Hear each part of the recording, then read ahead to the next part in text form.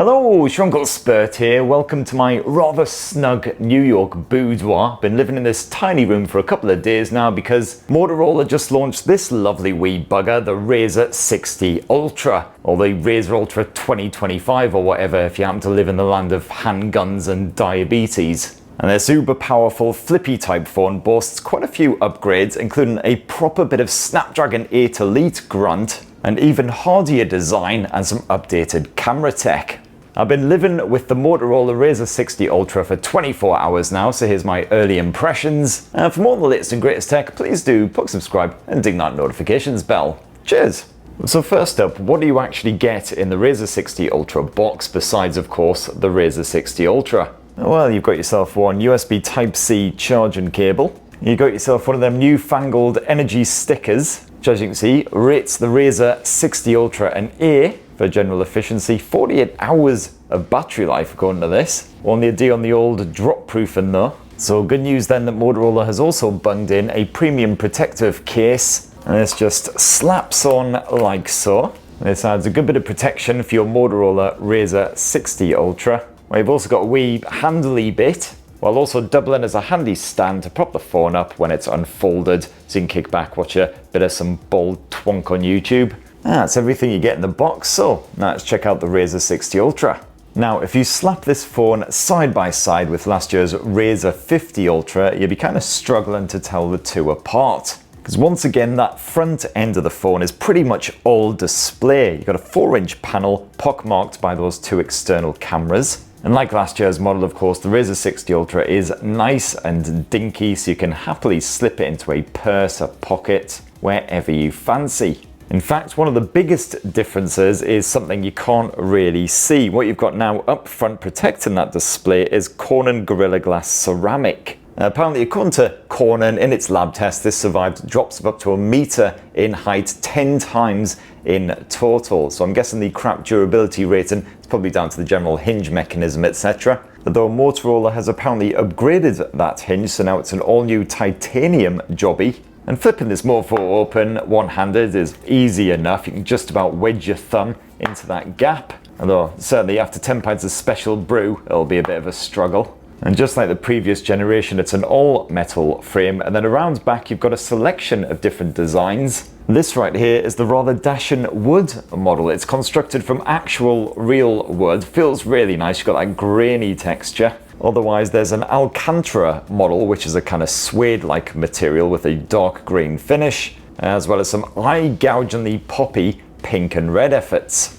And while last year's phone was merely IPX8 rated, so water resistant but not at all dust resistant, and this year's model is IP48 rated, so you've actually got some dust resistance now thanks to the reworked hinge. Apparently got some brush mechanism in there to help filter out those small annoying particles. Now, as usual, to unlock, you've got a fingerprint sensor built into that edge-mounted power button. As you can see, they're nice and nippy and responsive, no buggering about. And then you've once again got a 4-inch POLED display slapped on that cover, which basically allows you to do pretty much anything you want. You've got a whole bunch of widgets chucked on there, and you can basically load up any app you like. That app screen is completely customizable, so you can ditch any that you don't use and add on any that you do. And most apps work surprisingly well on this dinky wee display. It's particularly handy for just quickly changing song in Spotify, sticking on a bit of Audible, whatever. You can quickly check your messages and everything as well without having to go to all that effort of unfurling this beast. And these wee widget panels are completely customizable as well. All you got to do is pinch in. You can quickly jump to a particular widget panel, otherwise, as you can see, edit them. And on that cover screen, you can also check any waiting notifications. You can play some addictive wee time wasters. Bit of a judder there, was not expecting that from a Snapdragon 8 Elite beast like this. And of course you can use the cover screen to shoot a bit of selfie action using those external cameras as well, but more on that in a bit. And of course, as always, you've got a variety of different themes and wallpapers that you can use to customize that lock screen. And of course, some of these will be very familiar to anyone who's had a previous RAZR. I'm not sure what is going on there. And by default, apps do have this truncated view where they don't actually lapse into the bottom bit of the screen where those camera lenses are, but you can tweak this at any point like so, if you don't mind the fact that those camera lenses will intrude on the action, of course. Sadly, this display isn't anti-reflective like Gorilla Glass armor, but it is quite a bright panel, so I don't really struggle to see it when I'm out and about. And of course, flip the Motorola RAZR 60 Ultra open, and you've got a new, slightly bigger 7-inch POLED display slapped inside. Not particularly chunky bezels, as you can see there. That screen mostly fills the inside now. I absolutely need to get some nerdy anime wallpaper on the go, though I haven't got around to doing that one yet. There we go, that's better.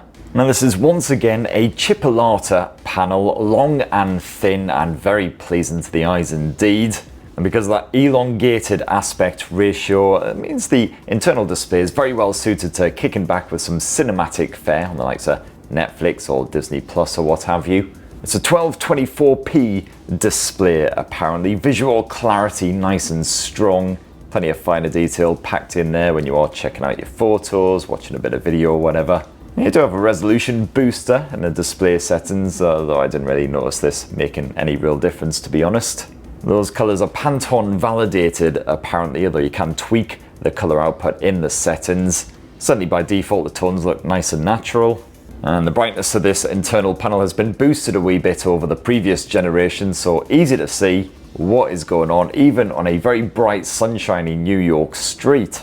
I've got to say, the crease on this internal screen is incredibly subtle. They seem to have made it even less noticeable than before, so it's only when the screen is tilted to a very particular angle you can just about notice a wee bit of distortion there. But honestly, it's near invisible. Plenty of other bits you can play around with in the display settings, including flicker prevention if you are a bit sensitive to all that. You've got the usual nightlight shenanigans, of course. You can also mess around with the refresh rate as well. You've got 3 different options there. And this is an LTPO display, maxing out at 165 Hz. And as usual, it's a stockish version of Android here on the Motorola RAZR 60 Ultra. And Motorola's pledge of software support isn't quite as strong as the likes of Google, Samsung, etc. You can expect 3 OS updates from Android 15 carrying you all the way through to Android 18, and roughly 4 years of security patching, which should happen on a bi-monthly basis. Now, as usual, Motorola has chucked its Moto app on board, which just allows you to quickly and easily personalize your RAZR 60 Ultra. You've got lots of gesture support, of course, including, oh yes, my favorite and yours, fast flashlight.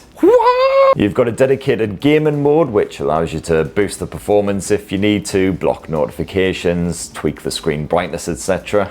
You've got yourself some bonus privacy and security features on top of Google's already pretty fantastic selection. And a bunch of other worthwhile bits, including family space if you want to hand off your smartphone to Sprogs to get them to shut the hell up on a long haul flight or whatever. And Smart Connect for quickly pairing up your smartphone with your telly, sharing content to a big screen, etc. And you may well have noticed as well, over here on the left edge of the RAZR 60 Ultra, you've got a brand new button, and that is the Motorola AI button.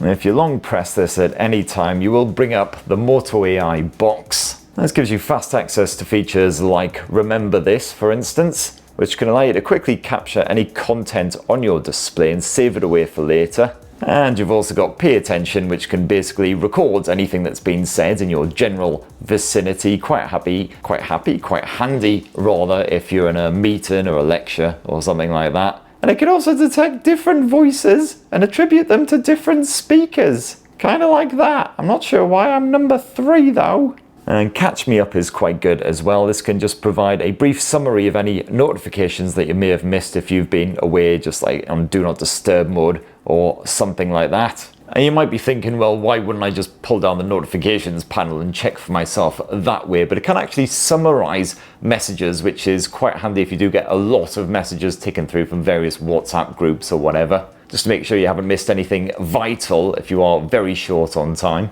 But one of the big upgrades for the Motorola RAZR 60 Ultra is the chipset, which is stuffed inside of this thing. Qualcomm's Snapdragon 8 Elite, one of the most powerful platforms around right now. And apparently it's the fully fledged 8-core major man sausage version stuffed in here. It's the first time that Qualcomm's flagship chipset has been crammed into anything quite as dinky and compact as the Motorola RAZR 60 Ultra. And of course the maid is now hoovering right outside my room.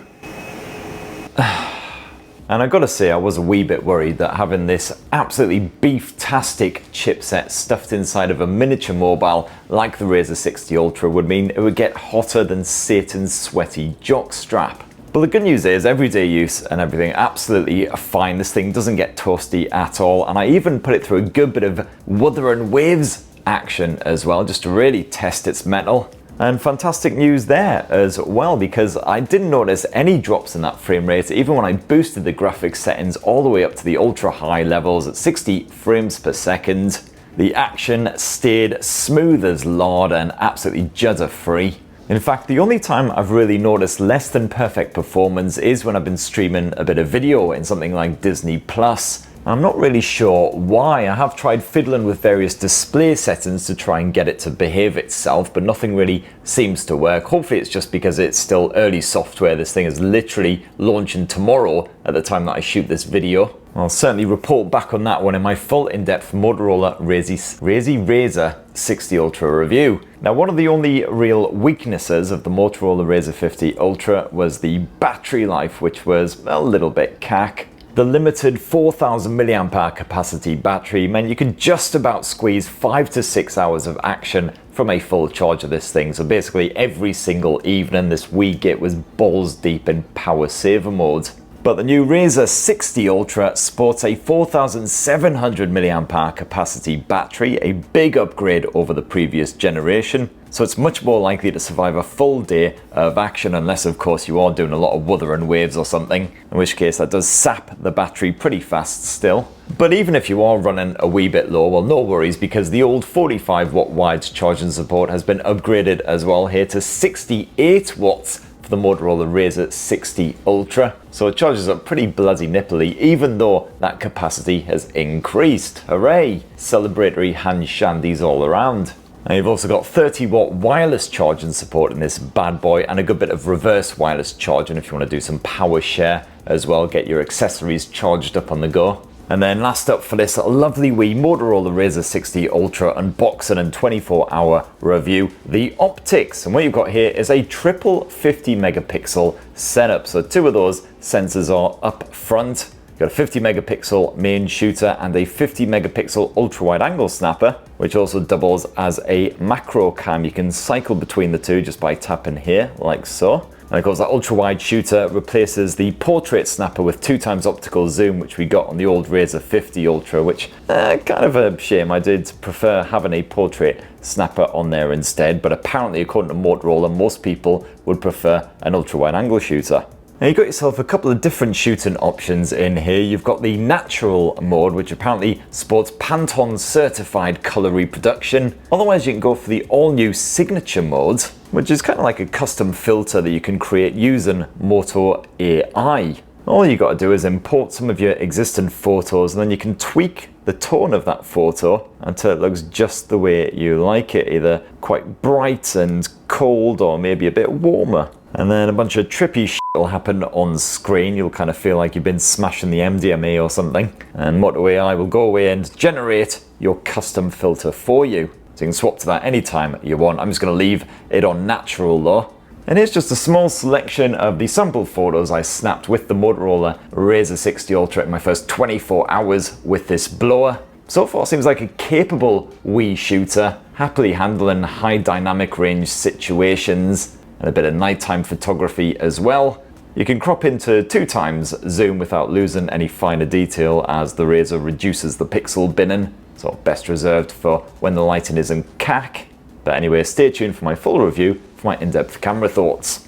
Got a pretty solid selection of camera features packed on here as always, including an ultra res mode for shooting 50 megapixel photos. You've also got a dedicated pro mode. You can use this to capture raw format images and of course tweak the likes of the white balance, the ISO level. And of course you've got the usual camcorder mode shenanigans for shooting video. As you can see there, you can shoot up to 8K resolution footage at 30 frames per second. If you boost it to 60 FPS, drops down to Ultra HD 4K level. And at 4K resolution, you can also record Dolby Vision footage. And again, just a bit of sample footage that I shot around New York these past 24 hours.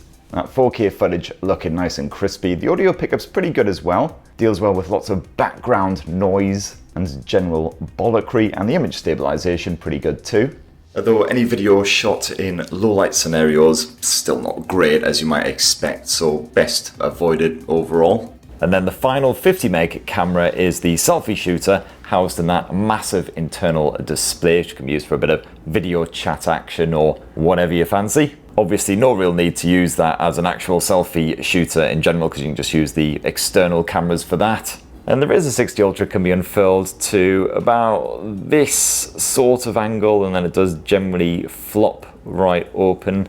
Yeah, there it goes. But of course I've only had this phone about 24 hours, so it may well be that the hinge stiffens up a wee bit with extra use. I certainly do prefer it a bit stiffer. And there you have it, my lovelies. That in a tasty wee nutshell is Motorola's fresh new RAZR 60 Ultra flippy bendy thing. Now I still really enjoyed using the Motorola RAZR 50 Ultra from last year, but this upgraded 2025 model sorts out some of the big issues, including hopefully the battery life certainly seems to be improved on this model. You got some ultra beefy performance in there, so certainly worthy of that ultra moniker. And of course those fresh new Moto AI features as well, which, you know, we'll see how useful they are for everyday existence. Anyway, that's what I reckon, but what do you think of the Motorola RAZR 60 Ultra? It'd be great to hear your thoughts down in the comments below. Please do poke subscribe and ding that notifications bell for more on the latest and greatest tech, and have yourselves an absolutely ruddy, wonderful rest of the week. Cheers everyone, love you! Right, time to go find the bloody dive bar.